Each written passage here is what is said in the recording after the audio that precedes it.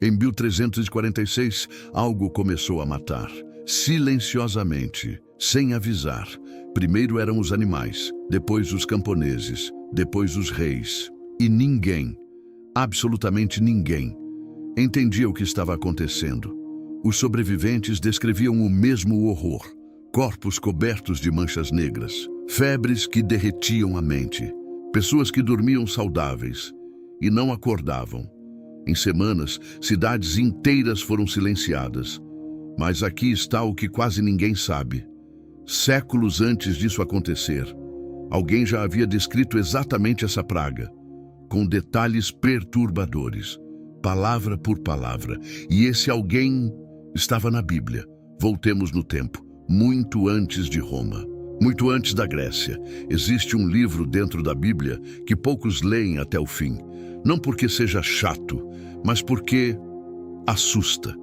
Seu nome é Deuteronômio. E no capítulo 28, Moisés está de pé diante de milhões de pessoas.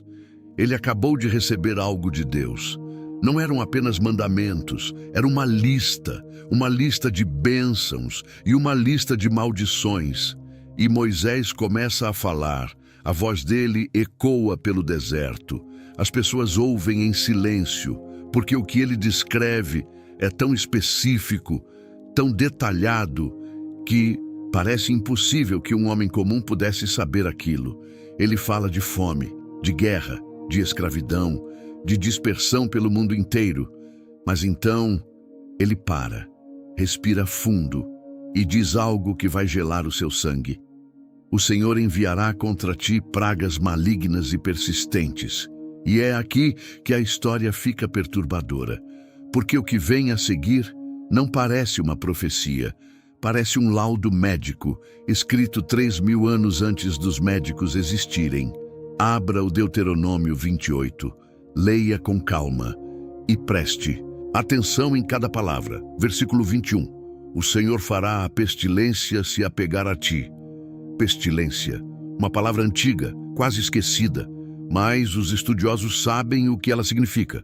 Doença, contágio, morte em massa. Ok, até aqui pode ser coincidência, mas continue lendo.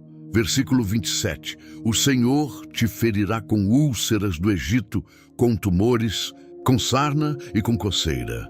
Tumores, inchaços no corpo, manchas na pele. Espera, isso não é exatamente o que os sobreviventes da peste negra descreveram? Os médicos medievais chamavam de bubões. Inchaços enormes e negros que apareciam nas axilas, no pescoço, na virilha. E o texto bíblico descreve isso com precisão cirúrgica, mas o mistério vai muito mais fundo, porque não é só a peste negra. Quase ninguém percebe isso, mas essas mesmas descrições aparecem em pelo menos 3 grandes pandemias da história humana. Todas documentadas, todas verificáveis e todas encaixam perfeitamente no texto de Moisés. Como isso é possível? Um pastor do deserto, sem microscópio, sem medicina, sem ciência, descreveu com detalhes o que a humanidade só iria entender 2.000 anos depois? Mas o que vem a seguir muda tudo, porque não estamos falando só de doenças. O texto vai além. Muito além. E quando você ver o que está escrito nos próximos versículos, você vai entender por que gerações inteiras preferiram ignorar esse capítulo. Vamos falar sobre o que ninguém quer encarar. O capítulo 28 do Deuteronômio tem 68 versículos. Os primeiros 14 falam de bênçãos. Os outros 54 são uma descrição detalhada do colapso total de uma civilização. 54 versículos de julgamento, e cada um deles é mais específico que o anterior. Versículo 49. O Senhor levantará contra ti uma nação de longe, como voa a águia, nação cuja língua não entenderás. Uma nação invasora, veloz, implacável, de idioma desconhecido. Os historiadores identificaram isso com a Babilônia, com Roma, com os impérios que destruíram Israel séculos depois. Mas continue. Versículo 52. Ela sitiará todas as tuas cidades, até que as tuas altas e fortificadas muralhas, em que confiavas, caiam. Cerco. Fome dentro das muralhas. Colapso das defesas.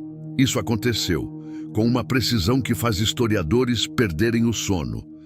Mas aqui está o detalhe que poucos conhecem. Joséfo, o historiador judeu do primeiro século, documentou o cerco de Jerusalém pelo general romano Tito no ano 70 depois de Cristo. E o que ele descreveu é palavra por palavra o que está no Deuteronômio 28. Fome extrema dentro da cidade sitiada. Mães que perderam a razão de tanto desespero. Corpos nas ruas sem quem os enterrasse. 1/3 da população morta de fome. 1/3 escravizado. 1/3 disperso pelo mundo, exatamente como o texto previa. Mas aqui é onde o mistério se aprofunda de verdade. Porque Moisés não estava apenas descrevendo um evento. Ele estava descrevendo um padrão que se repetiu e se repete. Quase ninguém percebe isso, mas se você pegar os grandes colapsos civilizacionais da história e colocar lado a lado com o Deuteronômio 28, a sobreposição é perturbadora. O Império Romano, a queda de Constantinopla, a Revolução Francesa, as grandes guerras do século XX. Cada um desses eventos carrega marcas do texto de Moisés, como se a história estivesse seguindo um roteiro escrito no deserto, 3.000 anos atrás. E é aqui que a história fica verdadeiramente perturbadora. Porque existe um versículo nesse capítulo que nenhum teólogo medieval conseguia explicar. Um versículo que só passou a fazer sentido no século XX. Versículo 64. Leia devagar. E o Senhor te espalhará por todos os povos, de uma extremidade da terra até a outra. Ok, dispersão, exílio, isso já aconteceu com Israel. Sabemos disso, mas continue lendo. E ali servirás a outros deuses que nem tu nem teus pais conhecestes.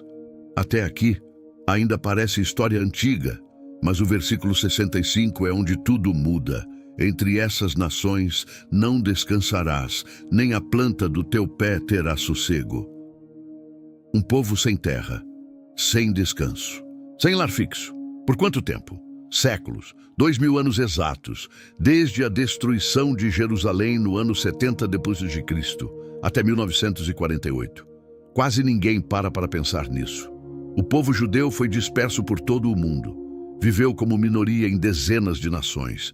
Foi perseguido, expulso, exterminado. E então, em 14 de maio de 1948, o impossível aconteceu. Uma nação que havia deixado de existir por 2 milênios ressurgiu, no mesmo território, com a mesma língua, com o mesmo nome. Isso nunca havia acontecido antes na história humana. Nenhuma nação da antiguidade ressurgiu assim. Os hititas sumiram, os fenícios sumiram, os babilônios sumiram. Israel voltou. E aqui está o detalhe que vai te parar completamente. O versículo 63 diz que eles seriam arrancados da terra. O versículo 63 do capítulo seguinte, o Deuteronômio 30, diz que eles seriam restaurados. 2 capítulos, 2 destinos opostos. E os dois se cumpriram, com datas verificáveis, com documentação histórica. Mas o que vem a seguir muda tudo. Porque existe uma terceira parte dessa profecia, uma parte que ainda não se cumpriu, uma parte que muitos estudiosos acreditam estar se cumprindo agora, nos nossos dias. Abra o seu celular agora, qualquer aplicativo de notícias, leia as manchetes de hoje. Guerras no Oriente Médio, pandemias que surgem do nada, fome em regiões que antes eram celeiros do mundo, nações poderosas se fragmentando por dentro, sistemas econômicos à beira do colapso. E agora volte ao Deuteronômio 28, versículo 43. O estrangeiro que estiver no meio de ti subirá cada vez mais acima de ti, e tu descerás cada vez mais abaixo. Inversão de poder, colapso das estruturas estabelecidas. Versículo 44. Ele te emprestará, e tu não lhe emprestarás. Ele será a cabeça, e tu serás a cauda. Dependência econômica. Dívida como instrumento de dominação. Quase ninguém percebe isso, mas economistas descrevem exatamente esse padrão nas nações ocidentais hoje. Endividamento crescente, perda de soberania econômica, dependência de credores externos. Coincidência? Talvez, mas o versículo 12 descreve o oposto como bênção. Tu emprestarás a muitas nações e não tomarás emprestado. Uma nação forte empresta. Uma nação fraca pede emprestado. E aí você olha para o mapa econômico global de 2024 e o padrão está lá, cristalino. Mas não é só a economia. Versículo 67. De manhã dirás, quem dera fosse tarde. E à tarde dirás, quem dera fosse manhã. Ansiedade coletiva, angústia sem razão clara. Uma sensação de que algo terrível está por vir, mas ninguém sabe nomear o quê. Psicólogos chamam isso de ansiedade difusa. É a epidemia silenciosa do século XXI. E Moisés a descreveu com uma frase, uma única frase, 3.000 anos atrás. Mas o que nenhum estudioso consegue ignorar é o versículo que fecha esse ciclo. O versículo que conecta tudo que vimos hoje com algo que está prestes a acontecer, ou que talvez já tenha começado. E quando você ouvir o que esse versículo diz, você vai entender por que esse capítulo foi chamado por séculos de o capítulo mais temido da Bíblia.